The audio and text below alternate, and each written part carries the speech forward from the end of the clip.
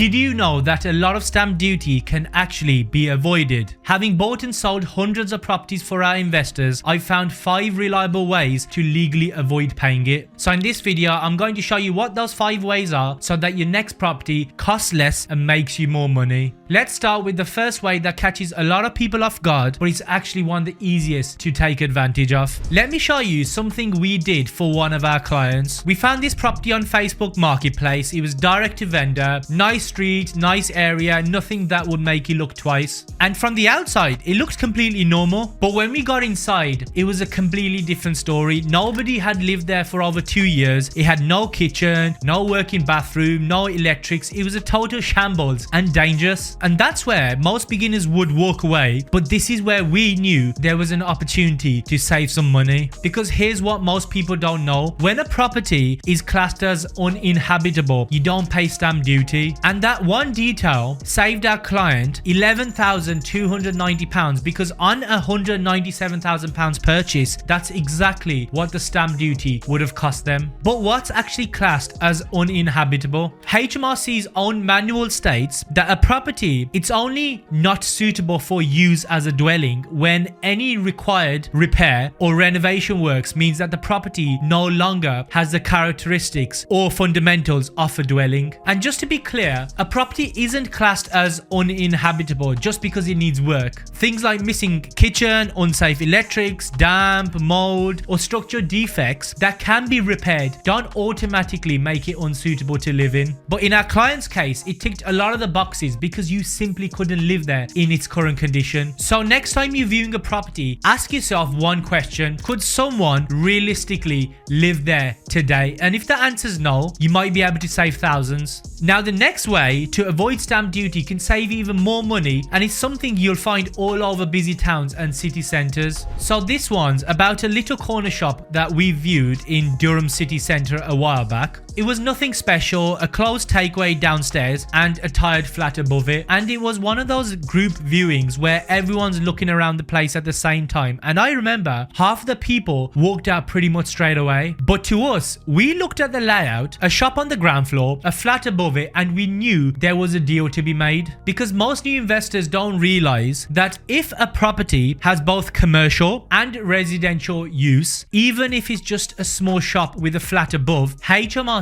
class it as mixed use. And mixed use properties are charged commercial stamp duty rates. On anything up to £150,000, you pay no stamp duty. So on that deal, the purchase price was £110,000 with 0 stamp duty. But if it were classed as residential, you would have had to pay £5,500 in stamp duty, and that's the beauty with mixed use properties. So here's a quick 3-step way to spot a good mixed use deal and keep more money in your pocket. First, check whether it has multiple streams of income. Does the property have 2 or more lettable spaces, like a shop downstairs and a flat or office upstairs? Then ask the question, does the property count as mixed use, meaning it's charged at non-residential stamp duty rates? If yes, you'll get instant stamp duty reduction, saving you $2,000, $8,000 plus straight away, depending on the purchase price. And then the last one is exit flexibility, which means can you refinance later on either a commercial or residential product? If it ticks all 3, it's usually stronger than your normal deals because mixed use gives you more options, more income, and more importantly, lower stamp duty from day one. The next way to avoid stamp duty is powerful because you can take something that doesn't look like a normal property and still save a fortune. Now imagine you walk into a scrapyard looking for a car and you spot this old car shell. No engine, no steering wheel, no seats, just the frame. From a distance, it looks like a car, but you couldn't drive it even if you wanted to. And because it's just a shell, no one charges you full road tax or full insurance. You only pay for what it is right now. HMRC treats property the exact same way. If you buy a normal house, you're charged the full stamp duty starting from 5% off the purchase price. But if you buy the shell, a commercial building that isn't a home yet, you're not taxed like it's a home. You're taxed like the empty frame you're buying today. That's why commercial to residential conversions can save you thousands before you even do anything.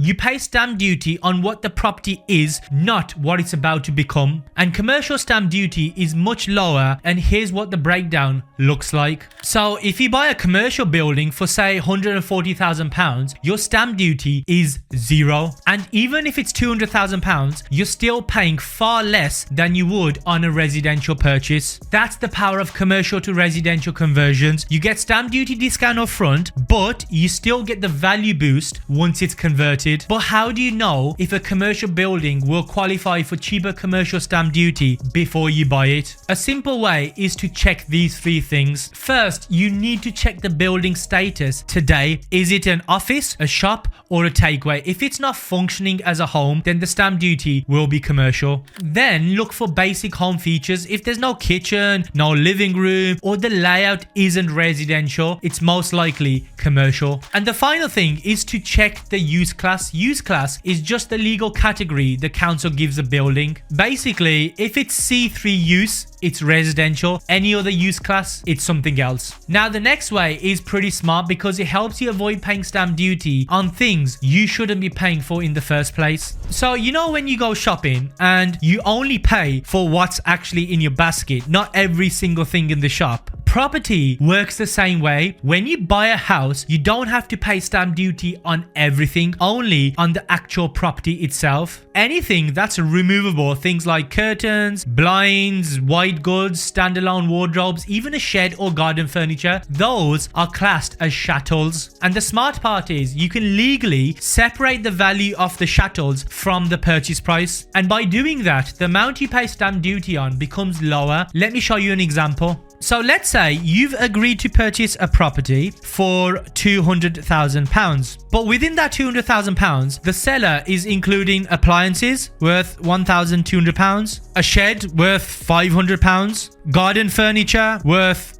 £800, and some blinds worth £500. So the total worth of those chattels is £3,000. That means that you pay stamp duty on £200,000 minus £3,000 for the chattels on the £197,000. So you're going to save paying stamp duty on that £3,000. It's not life-changing, but it's HMRC approved. So here are three things you need to know before you go ahead and do this on your next property. It must genuinely be a chateau. You can't claim, for example, a fitted kitchen worth £10,000 and then deduct it, or HMRC will reject it. If you can unplug it, lift it, or carry out the door without a screwdriver, usually it's a chateau. Also, the price has to be realistic. So HMRC expects second-hand value, not a replacement cost. And it also has to be agreed separately by having it written into the memorandum of sale. Now, the next one is probably the simplest way to reduce your stamp duty bill because there's no paperwork, there's no loopholes. You just need to look out for one thing. So recently, we secured this property for our investor, standard terrace, 2 bedrooms, nothing fancy. But there was one thing that stood out, which was that the stamp duty was literally zero. Because here's the part most people don't realize. If a property is under £40,000, you don't pay any stamp duty at all. There's no paperwork, there's no exemptions, it's just the rule. And because this deal came in below that threshold, our investor saved every penny. But where can I find properties that cheap? I always get this question, and the truth is you can still find some up north. If you check Zoopla, I know there are areas like County Durham in the northeast that still have houses in that price range. You can find them in Wales, other parts in the north as well. So if you filter by maximum price of £40,000, there you go, you'll be able to find some of them. Now, of course, just because it's cheap, it doesn't mean it's necessarily going to be a good deal or in good condition. But the point is that you can still find some hidden gems for that price point and you don't have to pay any stamp duty. So now you know how to avoid paying stamp duty. But if you want to make more money in property, you've also got to avoid going over budget on refurbs and know what they actually cost. And that's what I'll show you in this video. So I'll see you over there.